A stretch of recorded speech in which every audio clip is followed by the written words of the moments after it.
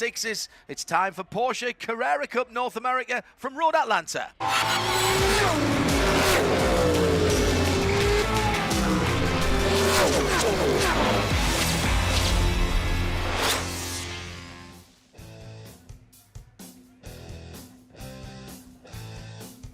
Beautiful Friday morning at Michelin Raceway Road, Atlanta. Hello, everybody. It is the anti-penultimate round of Porsche Carrera Cup North America. Two more still to come, but that does not make this race, the second of two this weekend here in Georgia, any less important or exciting. We have a driver with maybe the fingertips on the championship trophy, which will be awarded next weekend as part of the Formula One weekend at the Circuit of the Americas. But for this weekend, we're on a very different type of track. Natural terrain road circuits, 2.5 miles with 12 corners and a driver's delight. Maybe not so if you're a suspension or tyre engineer, because there's a lot of work for the Michelins to do and for the shocks and springs on these Carrera Cup cars. Yesterday's race was exciting and it set us up rather nicely for today.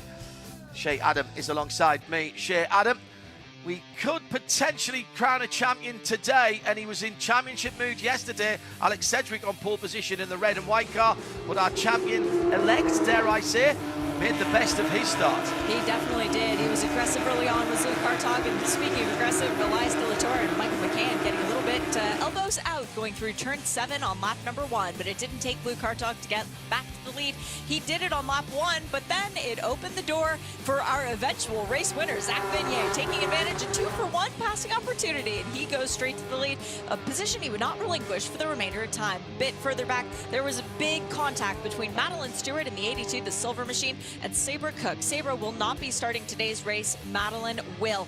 But at the end of it, on the restart, we were able to go back for some good racing. Zach Vignier for JDX Racing cleared out, set sail, did not look back. Further back in the field, though, it was Richard Edge who was the dominant performer in the Masters class. That's the one with the yellow accents all over the car.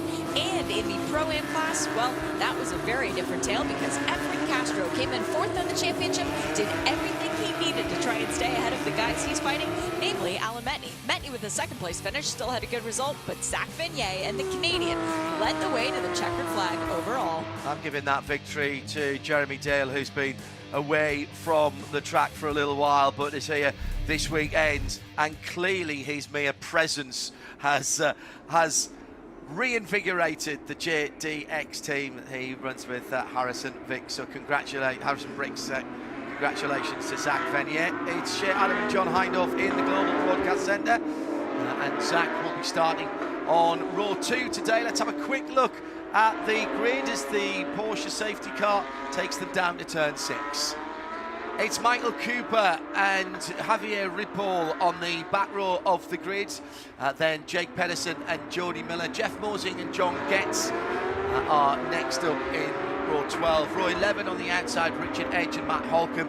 Chris Palomo and Scott Blind is the Masters pole sitter in 19th position overall. Moise Uretsky and Angel Benitez on row number 9. On row 8, Alan Metney and Marco Cironi in the Pro-Am class. And the front row of the Pro-Am class, Pedro Torres on the outside, Efren Castro in pole position on the inside of row number 7. Top 6 rows, Sabra Cook, we know is not going to be there. Madeline Stewart in 11th. And then the top 10 positions on row 5 on the outside, Colin Kaminsky with Elias De La Torre in 9th. Jimmy Libra and Dan Clark share the 4th row. On the 3rd, it's Yves Baltas for ACI on the outside of row 3 with Michael McCann in that red car with the black and white stripes on the roof. That's number 8 in 5th. Top 4, Zach Vignier for JDX Racing, now race winner for the 2nd time in the Porsche Carrera Cup North America. His JDX Racing teammate Alex Sedgwick, pole city yesterday. He's disappointed he couldn't turn that into a win. Can he do it from position 3 today? He's behind the pole sitter, of course, but our championship leader outside of the front row for Kelly Moss Racing, Luke Hartog, and Ryan Yardley for top racing performance on pole position. And because of those pole positions, we have slight adjustments in the championship. Ryan Yardley on 186 points, still too far out of it to take the overall championship. In the Pro-Am, Efren Castro moving ever closer to those top 4. And Scott Blind, once again, stealing those valuable points for pole position away from either Chris Palomo or Matt Halcomb. Is there any better sight than 28 cars coming to the line? Flat 6 engines roaring. 4-litre, 507 horsepower base, and what a start from Ryan Yardley in the black and gold 78 TCX car. He streaks away from pole position. Championship leader goes in behind in that Kelly Moss white and green car. Sedgwick disputing third position with his teammate Vanier in the 2 JDX cars. Still the pole sitter holding on, but barely, as they go through the S's for the first time, and that's allowing the JDX twins to close up in 5th position. Yves Baltas and Dan Clark are battling it out for 5th and 6th position. In fact, Dan Clark's lost a few positions there. The highlighter yellow car dropping back just a little bit. But the pole man today has held on to the lead at turn 6, side by side. The McCann Racing number 8 with that black and white roof. Now this is where he came a cropper yesterday, but he has managed to nip ahead of Yves Baltas and Nick's 5th position away. What chutzpah from our pole sitter. Ryan Yardley was not intimidated coming through turn 3. Luke Hartog tried to show the nose. It was to no avail. And Yardley, who's looking for his 2nd career win, could find himself on the top step of the podium if he keeps his elbows out like that. Down the inside for the gold and black car, but that gives Michael McCann the inside line. And here's another 2 for 1, is it? This time it's the number 2. We saw this yesterday. Jimmy Libra saw it, and here comes Dan Clark as well in the bright green and highlighted yellow car with a black hood. Number 64 coming through. This is the kind of battling we have become used to. This is standard operational procedure for Porsche Carrera Cup North America. You are fighting, you are attacking, and then all of a sudden someone nips through and you are defending. We are so spoiled to get this kind of racing every single lap of this season. It has been phenomenal for Porsche Carrera Cup North America. So much competition, so much variety as far as our race winners are concerned. Yesterday with Zach Vanier claiming his 2nd win of the season. It could be Ryan Yardley's 2nd win of the season today. Who knows? But we still have 37, almost 38 minutes left of this race. And this does not round out the championship because we still get to go racing next weekend in Circuit of the Americas. 3 different classes. One type of car, one specification of car. The drivers are the determinant factor in which of the categories. The younger drivers are in the pro category. They are most likely to be moving on in their career, and this is why Porsche Motorsport North America has chosen to tick the ABS box. Some of these young drivers will be turning up in Michelin Pilot Challenge and in GT, perhaps even in the WeatherTech Sports Car Championship, all of which have ABS in the GT cars. So this championship unique in having ABS as a standard fit from Porsche Motorsport. Such good battling further down the field as the fight for the lead is on once again. Hartog closing back in on Ryan Yardley, but it's Efren Castro still leading the way in the Pro-Am class. Remember, he won yesterday's race. Now Pedro Torres is behind him, then Marco Tironi, then Alan Metney, then Moise Uretsky. So we're in for a huge points shakeup if this is able to stay as it is, because Metney leads the way, but right now down in P4, he could see that lead dwindle significantly. In the Masters class, though, Chris Palomo, the silver, white, and Porsche car, all he needs to do is finish ahead of Matt Halcomb and hope that Halcomb is significantly further back. If he wins the race, it makes the point buffer even greater. So for today, Palomo's mission is one thing: win. That's pretty simple. At the moment, Matt Halcomb in the 55 Mystery Machine coloured car with his dog on the front. We call it Scooby. It's not his name, it's Zane. It's quite convincing. It's got to be Scooby. They've got to give him Scooby snacks. Oh, absolutely. Surely. Right. He's in 4th position with 2 cars between himself and the leader in his class. So in this series, there are no points for leading the most laps, but there are bonus points for setting the fastest lap as the battle for the lead is on and Yardley maintains position. Luke Hartog gets strung out. He's Vanier. There's Zach This is not a replay from yesterday. Vanier again taking the opportunistic route to a positional increase for him, and the advantage up to 2nd position. He is a master of spotting an opportunity. That wasn't even a door cracked open there. It was barely ajar, and he's through into second place. Yardley, for the moment, has nipped away. This is how he got the lead yesterday, remember, when the two ahead. He's a little bit further back this time.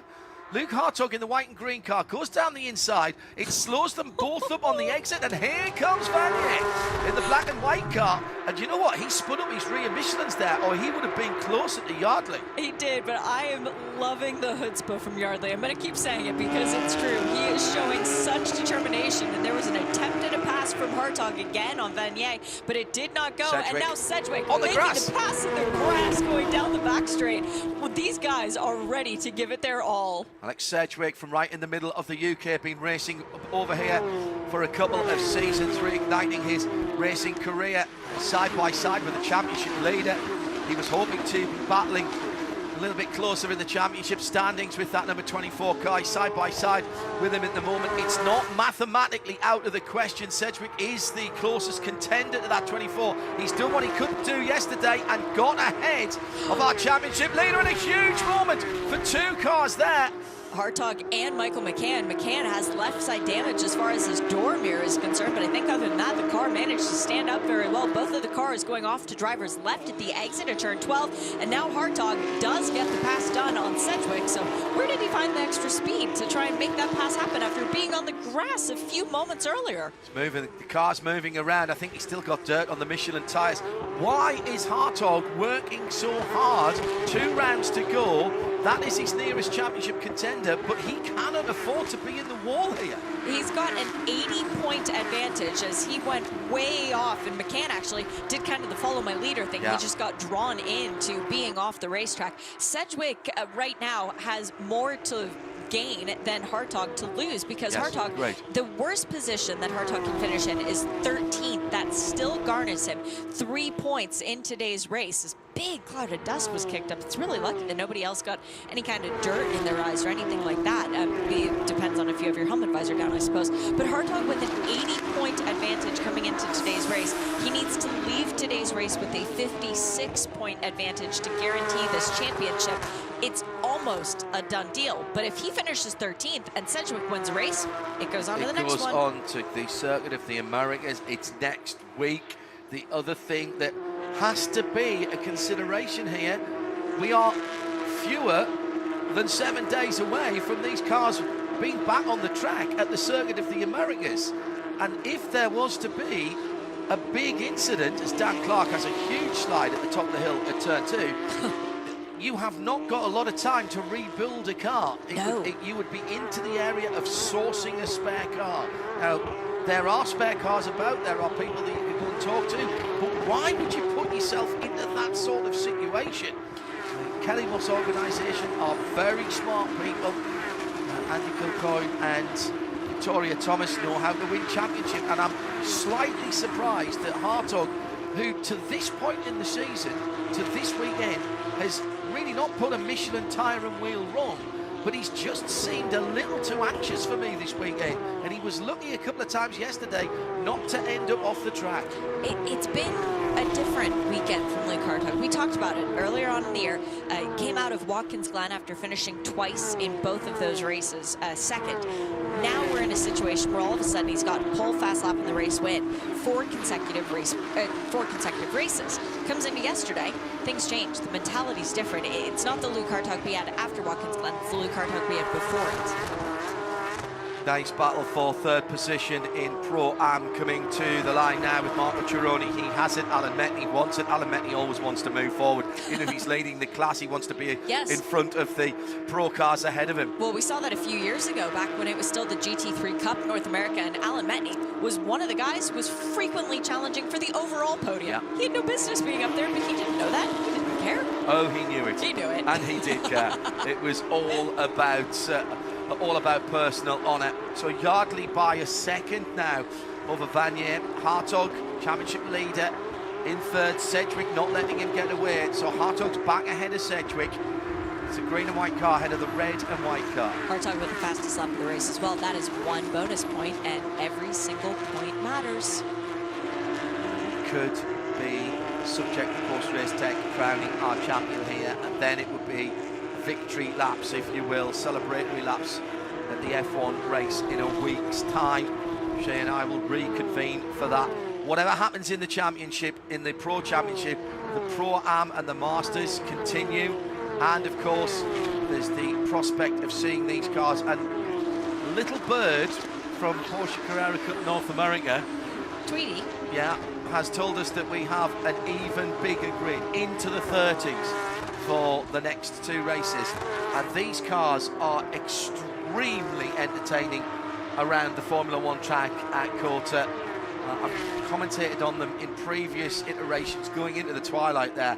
I remember one year supporting sports cars. That was a tremendous sight and sound, and particularly the first and the last part of the track, which are all twisty, are absolutely made for these Carrera Cup cars. Type 992, 8th iteration of the venerable Porsche 911, which was 60 years old a couple of years ago. 1962 saw the first version of what has surely become now, and if anybody wants to argue with you, you can, but you're going to be wrong, surely the most recognisable car, and certainly sports car, ever.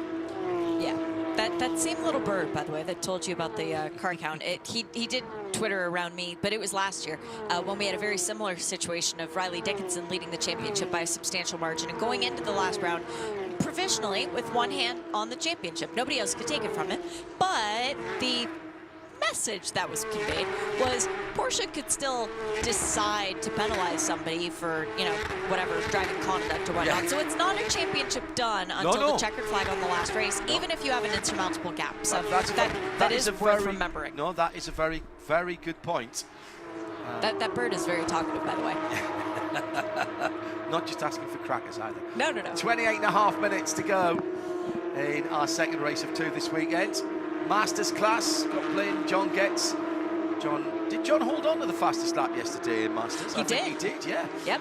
In the 57.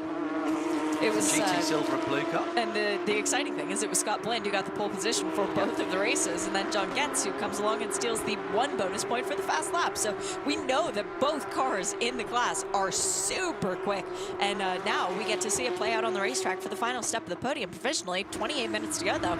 It is all still to play for. I posited yesterday that John's just playing with us, John Getz in the 57 car, and that he just potters around in qualifying and then saves all his energies and his new Yokohama tyres for the races and decides to charge up through the field when it actually counts for something. And do you know what? It might be true. I just put that out there. Second position is certainly up for grabs at the moment, with Zach Vanier now coming under pressure from Luke Hartog. Again, this is the man leading the championship, needs 56 points as he leaves here this weekend to be provisionally crowned champion. Sedgwick has dropped back a couple of seconds from this too. How hard does Hartog want to push? How much does he want to get this championship sealed provisionally this weekend? The answer, from what we saw yesterday, as you heard Cher and I conversing about earlier on, is seemingly quite a lot. Yardley's are 7.5 ahead, and at the moment, with just under 27 minutes to go, Yardley's controlling this race.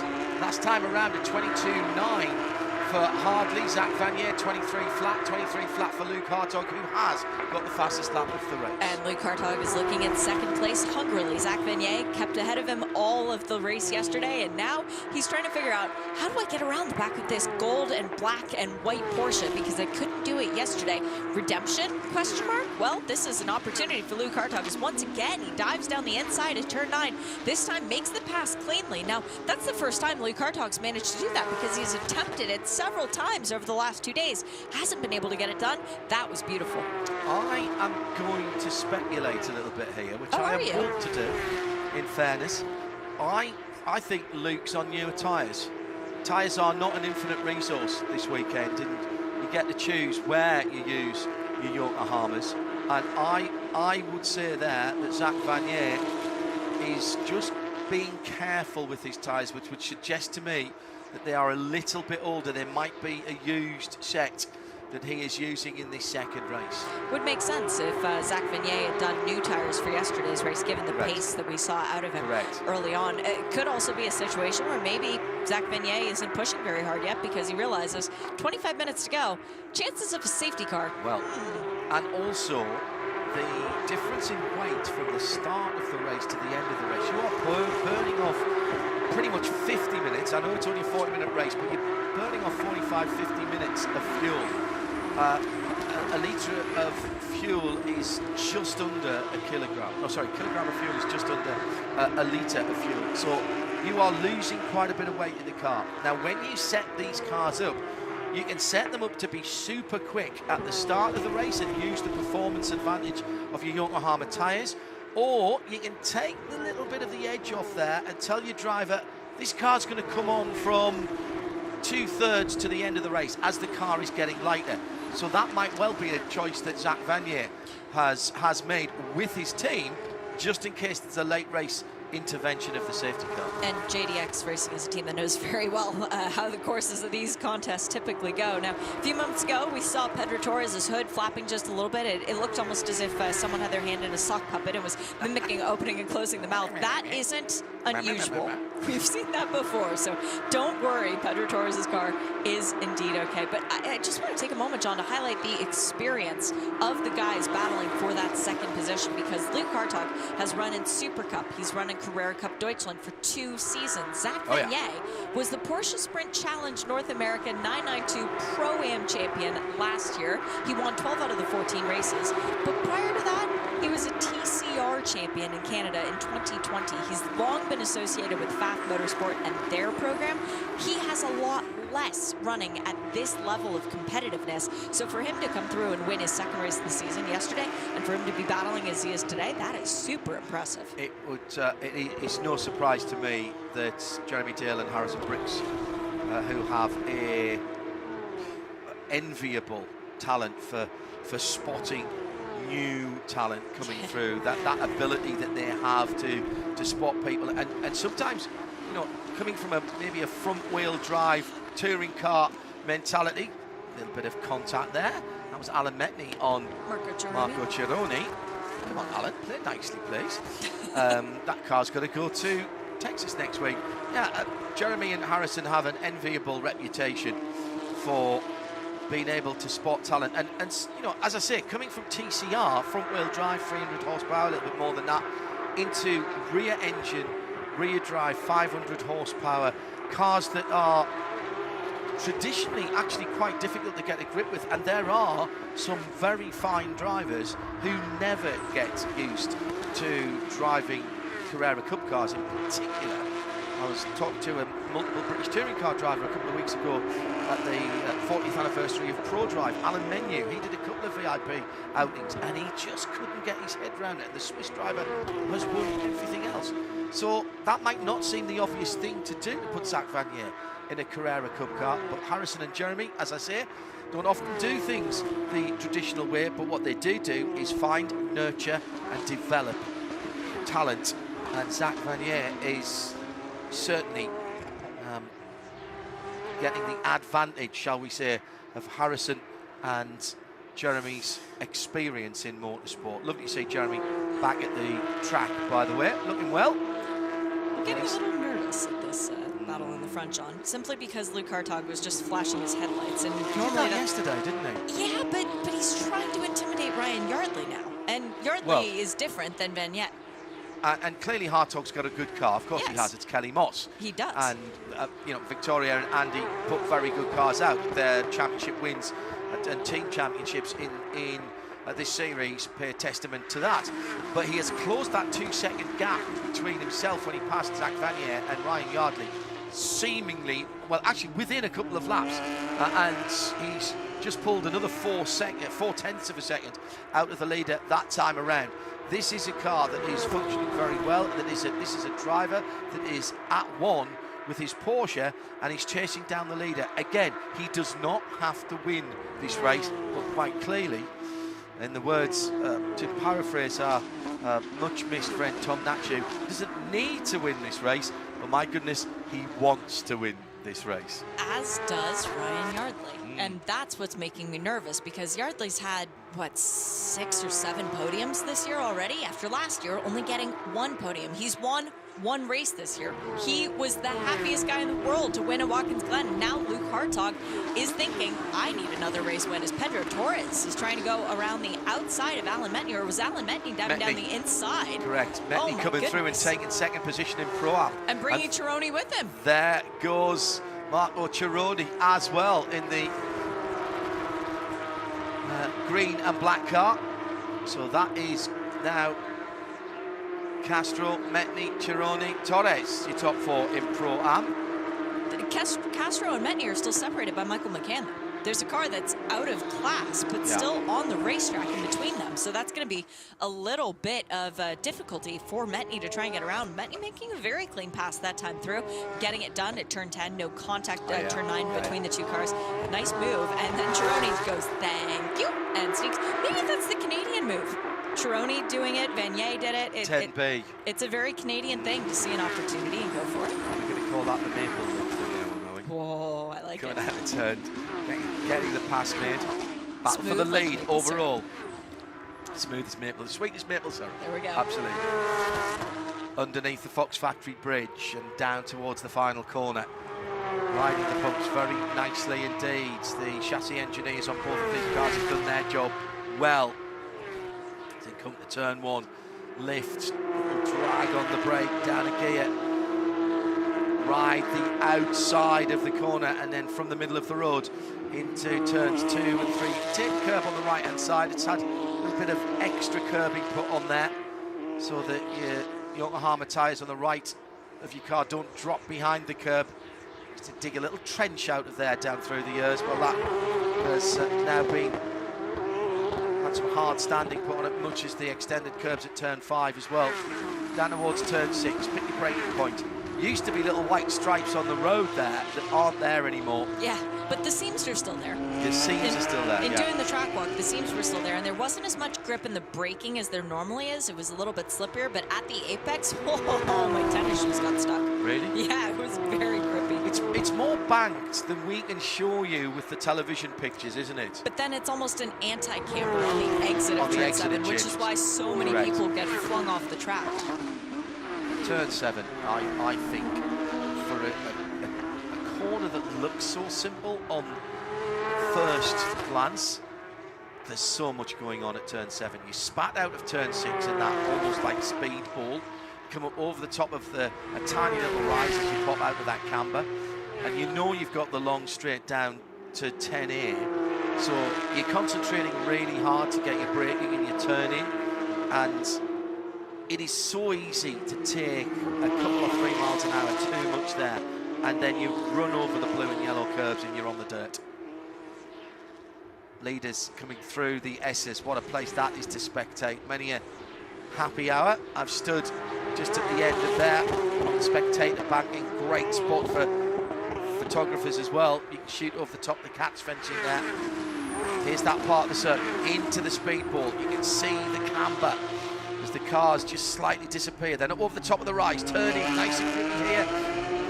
Don't use too much of that exit curve because it just peters away at the end and you can drop out over the edge and then get a bit of wheel spin. Now, at the moment, these cars are very closely matched as they go down that long back straight with the 2 kinks, 8 and 9. They are listed as corners on the track map, but they aren't for the purposes of racing because you neither lift nor brake.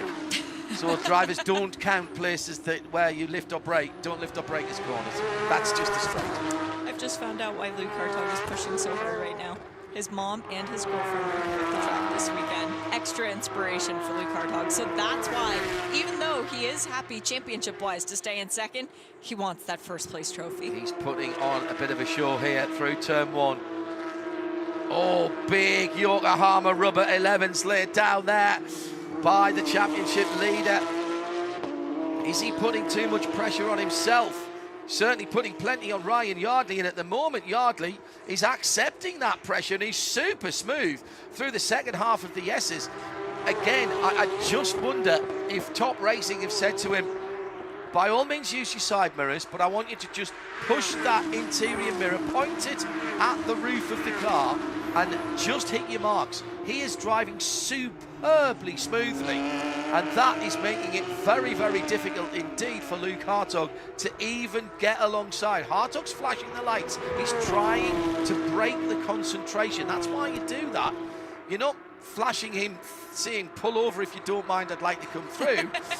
You're not flashing him saying, oh, by all means take the racing line. He's trying to break the concentration. That's why he's just pulled out of line, coming into the braking area at 10A, showing the whole front of that Kelly Moss racing car in the left-hand side mirror of the top racing performance car of Ryan Yardley. Down to the final corner, slightly different lines by the two Porsches, a bit more inside curb taken by the leader, and Hartog's off again, and he's got Georgia Clay in the intakes of that car, and that is not what you want. Those air intakes aren't there for sure. They are there to cool the oil and the coolant for the flat six engine all the way at the back of that car, and now that dust is clogging some of those. This is on the ragged edge here from Luke Hartog. It was a very sketchy moment as he got a lot of dirt kicked up in his face, but the grass that packed in the radiator, that's the more alarming thing. Now, we need to keep a very close eye on how close Luke can get to the back of Ryan Yardley's car, because maybe, just maybe, some of the grass will get knocked out by the different aerodynamics coming through the car. Pressure, But it's still one of those things that, oh, it's a huge intake of breath. Lots of red Georgia Clay dust on the windscreen of the number 24 of Luke Hartog as well. Ryan Yardley just dropped his outside Yokohamas onto the dirt. It's 2.5 miles around here, John. At this point, he's driving off of instinct. Luke's going, I think I need to break an 8, 7, 6, 5, 4. Oh, no, it was there. Well, he's absolutely not going to use the windscreen wiper, because that's just going to leave really horrible scarmy marks on that. Windscreen wipers and race drivers, even when it is raining, then that is the absolute button of last resort. Only when you can see nothing at all. The leader this time drops another wheel off onto the dirt. We've already cleaned up a couple of the Michelin advertising banners there earlier on, and actually Luke Hartog, had that banner not been cleaned up in the previous race, Luke Hartog would have hit that Michelin barrier quite hard. So he's probably quite thankful to Jonathan Neudorf for taking that away from him. Let's nip back and pick up some more battles down through the field. Jimmy Libre in 6th position, and Dan Clark has faded back to 7th in the Era Racing GT Silver, Green and highlighting yellow car. Libre in the red, white, blue machine, just going through turn 5, crest the rise down towards turn 6. 77, Colin Kaminsky for Top Racing Performance, teammate of our leader. The blue car hoving interview in the background as they round turn 7 with 12 3/4 minutes to go. I'm doing some arithmetic. I'm trying to see potential points computations. Okay. So bear with me for a second. I mean, you haven't done a colour-coded list yet? Not for this one, okay. because it's not the last race of the season. Correct, Yeah, because right, the championship finale you will get a be pass. next weekend. We're going to give you a pass. Thank you. 12.5 minutes to go. 2 more races to go. Nice little battle further down the field. The more stock-looking GT Silver Jake Pedersen 85 car. And right in behind him is the battle in Pro-Am with Pedro de la Torres in the 16. Pedro Torres rather for ACI. Moise Oretsky's in there for Baby Bull. And Angel Benitez for the Roman Top FMS Motorsport by RGB Racing. Okay. I get to say it once a race. I've now done the math. It's not math, that's quadratic equations. It just feels like math. It feels like I am sending someone to the moon and calculating it by maths. hand. It is arithmetic on the run, isn't it? There is so much pressure on this because we did not get 2 pro cars starting the race. The worst possible finishing position for anyone would be 13th. Right. 13th awards 3 points. 3 points means that minimum points for Luke Hartog would be 3 points. If Alex Sedgwick were to win the race and take the bonus point for the fast lap, which is 1 point, that would be 26, so that is a 23-point swing. Going into the final race, Luke Hartog needs an advantage of 56 points. The most he could lose here today would be 23. The most he could afford to lose would be 24. He's safe. Okay. As it is right now, as they run, pending any penalties from Porsche, Luke Hartog is our champion. You're all writing this down. I did. That's what I was typing. Side by side action on the back straight. Angel Benitez, Moisereski are together. Team up in Concord, North Carolina, from whom we have seen some absolutely outstanding pictures this year in all of our IMSA coverage. They were lost as soon as you mentioned the word arithmetic. Yeah, apologies, That's guys. what I'm hearing. That's their words, not mine, by the way. I am not dissing them at all. There was I could almost see the glazed looks in the control rooms. And that has nothing to do with the fact that it's about 75 below zero in those control rooms to keep all the computers cold. Oh yeah, absolutely.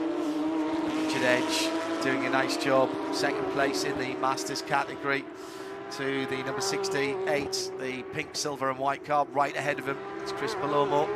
Half a second between those two.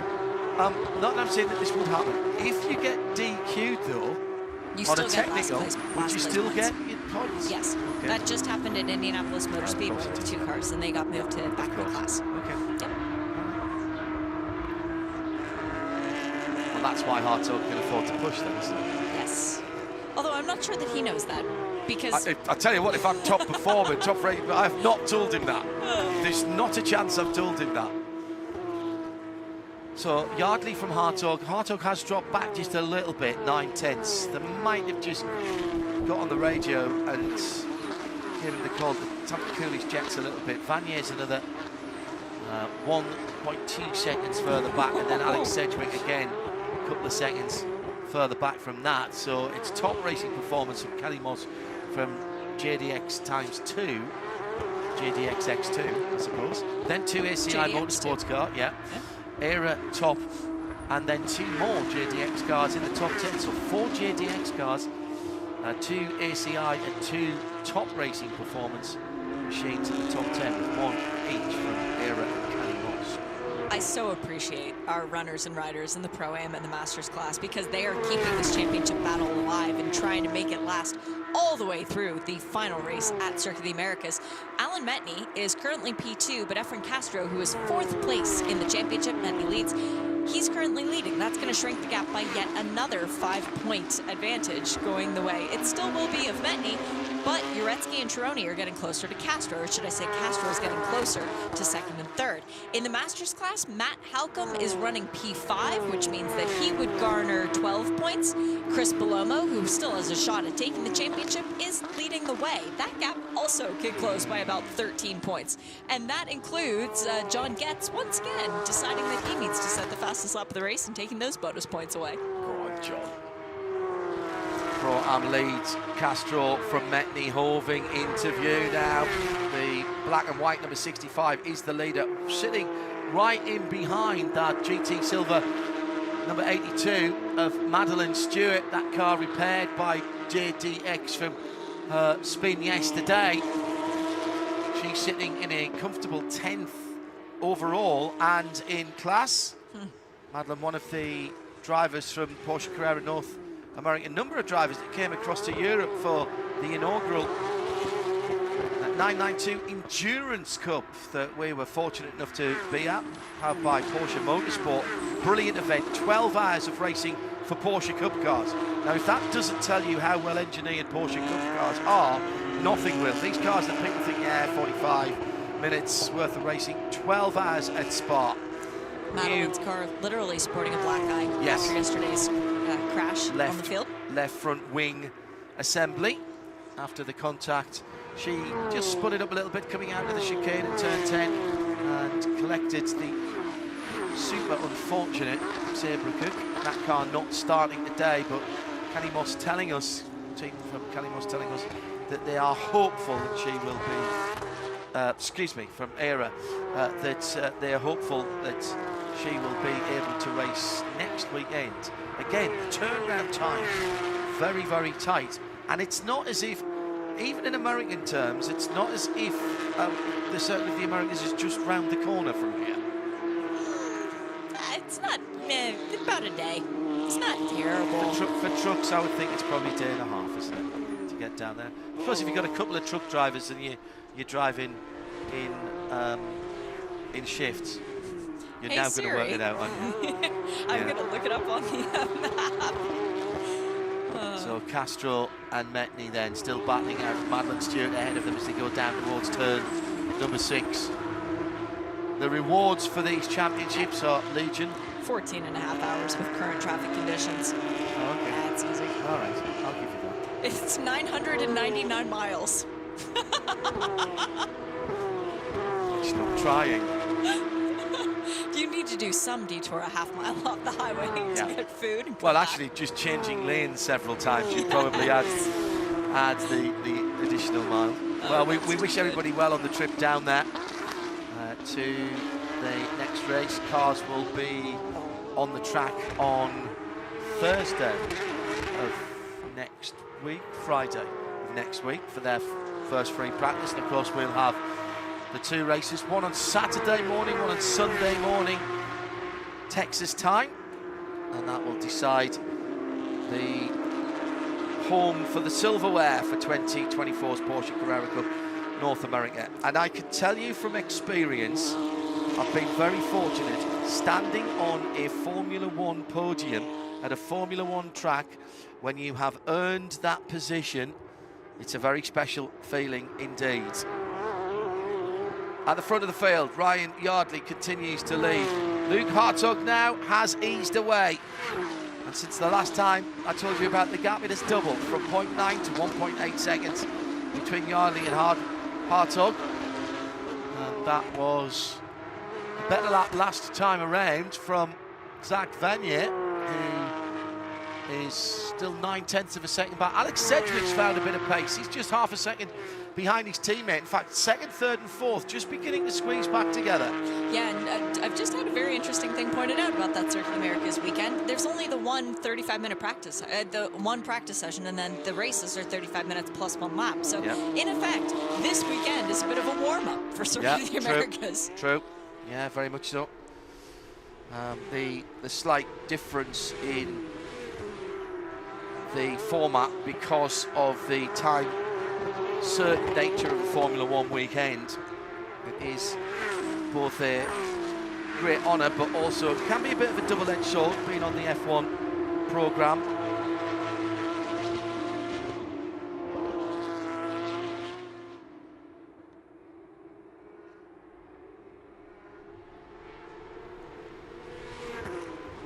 So just under 3 minutes to go, and 2 seconds the gap at the front of the field. 8/10 between Hartog and Vanier, 6/10 between Vanier and Sedgwick. Yves Baltas a little further back. At the moment, Luke Hartog would be provisionally the champion. 2 races to go, 1 weekend to go. Alan Metney and Efren Castro are determined to give us some battling towards the end of this race. As they've done for how many seasons now? I mean, and here comes Metney from a long way back. He wasn't even in the same area code there, and the block pass wasn't really on. Castro just held his racing line, gave racing room on the inside of the left-hander, knowing that he would be able to get to the apex of turn 10B. Nice driving by both of them. The default, if you look at the broadcaster's manual for Porsche Carrera Cup North America, if in doubt, find Castro and Metney for the TV coverage. Yes, absolutely. Yeah, that's... And if in doubt of a car going quickly in a race, look for John Getz. Yeah, because John he's Getz. always going to put in the fast lap. Yeah, absolutely right. These are indisputable truths of Porsche Carrera Cup North America. Well, Ryan Yardley was pressured extremely hard early on by Luke Hartog. He weathered that original storm. He's had a bit of pressure in the middle to the last third of the race, but now whatever strategy he discussed with Top Racing Performance has played out perfectly. He's got a 2-second gap as he starts the final 2.5 miles of this weekend of Porsche Carrera Cup North America action here at Road Atlanta. Done a fantastic job today to keep the elbows out, to keep calm, cool, collected, not look in that rearview mirror. I do wonder if the rearview mirror is even still in the car at this stage. It's gone. It's got to be gone, or it's, you know, hanging out around the football somewhere. But Ryan Yardley has driven so well this entire season. We saw that spark of life come into play at Circuit of the Americas the second round last year. That's when we really started to see Yardley mesh with this system, this style of driving the car, and today he has proven once again that if he were to return next year, he will be a championship contender. Totally agree with you there, Shay. The livery of the TCS supported car, distinctive. We're talking about a livery competition yesterday, and on the socials that took off a bit, I have to say. We had a few votes in throughout, so perhaps something for the organisers to think about. We had a second-time winner in race 1 yesterday, and we will repeat that with a different driver today for his second win in Porsche Carrera Cup North America. Ryan Yardley takes the checkered flag at Road Atlanta for top racing performance with 2 seconds of an advantage on Luke Hartog, who provisionally takes the Drivers' Championship with 2 rounds to go. Zach Van Lier packs up his win yesterday with a 3rd position, and in Pro-Am we are still battling for the lead into the final set of corners, and once again Alan Metni comes from way back. There's traffic in front there as well. Surely Alan's not going to go down the inside at the final corner. He's thinking about it, you know, but that's just one corner too far, and Efren Castro holds on as they go across the line. Brilliant entertainment. Under a 10th between the 2 Kelly Moss teammates. And that's 3 Kelly Moss racing cars on the podiums already, and they'll get a 4th one with Masters as Chris Palomo takes the checkered flag. And that championship lead then is a big bite into that as Matt Holcomb comes home now in front of me in 5th position. Shea is working the arithmetic, so full Pro-Am result was Castro from Metni and Marco Cironi back 4 seconds in 3rd. In the Masters, Belomo by 2 seconds from Richard Edge and Scott Blinn for Ruckus Racing. Then John Getz, who set the fastest lap of the Masters race again. John, my hat is off to you. You give us all great hope. Matt Holcomb comes home 5th championship leader. So Ryan Yardley, what does this do to his confidence for the final round of the season? 2 rounds of the season. Just 1 week away. You're only as good as your last result, and the last result for Ryan Yardley, unofficially at least, will show him at the top of the pile with Luke Hartog, our championship leader coming into this weekend, has, I think, done enough to provisionally give him the championship. At least he can't be overhauled on points unless he is a very, very bad boy next weekend. Vanier in 3rd from Sedgwick, Baltas, Libra, Dan Clark, Kaminsky, Torre and Madeline Stewart in the top 10. Just outside the top 10 is our top 3 in Pro-Am. Efren Castro from Metni and Cironi. They finished ahead of Jake Pedersen and Michael McCann. Pedro Torres 4th in the Pro-Am. Angel Benitez. And then the Masters podium, Belomo, Edge, Scott Blind, John Getz and Matt Holcomb, all in the points there, with Jeff Mosing finishing in 24th ahead of Jody Miller, Javier Ripoll, Sebra Cook and Michael Cooper. Sebra not starting the race, neither was Michael Cooper. We hope to see them back for next weekend. Provisional championship results. Shea Adam. First, I want to talk about the Andile Cup, because that came to a conclusion at the end of this race, even though the full season championship goes on. Luke Hartog won that championship yesterday for the Pro class. Alan Metni took the lead yesterday in the Pro-Am, and it's very close between Matt Halcomb and Richard Edge in the Masters class, but I think Edge might have it. We are going to have to do the math on that in just a few moments' time. But provisionally for the overall championship, It is an 87-point gap for Luke Hartog that 56. cannot be overcome. But we still don't give it to him yet because Porsche can throw penalties. Well, like I said, if he's a particularly bad boy. Yep, it's fair. Yeah, it's still fair game. deductions. Second place, wide open. Alex Sedgwick on 216 points, but after today's win, Ryan Yardley has 211. Closed the gap significantly. In fourth place, Zach Vanier, 197. He's still not out of it either. In the Pro-Am class, hold on to your horses for this one. Alan Metney leads the way, 231. In second, from fourth is now Efren Castro, 221. 10-point gap between the two of them. Gets better. Marco Cironi, 220. And then Moise Uretsky, 212. So that one is still a 4-car battle for the Pro-Am Championship. In Masters, we came into this weekend. The gap was significant. It was 41 points. We leave, it's 34. Still Matt Halcomb leading the way on 278. But after today's win, Chris Palomo has clawed it back to 244 points. So that is definitely going to come down to race 2. Shea Adam with the arithmetic for us as we have 2 races remaining. And once again, the 2.5 miles here at Road Atlanta have given us excellent opportunity to showcase the style, the sound, and the great racing that we always get from Porsche Carrera Cup North America with Yokohama. Congratulations to Ryan Yardley, who took today's race, and Zach Vanier, who won yesterday. We'll see you at the Circuit of the Americas with F1 in a week's time.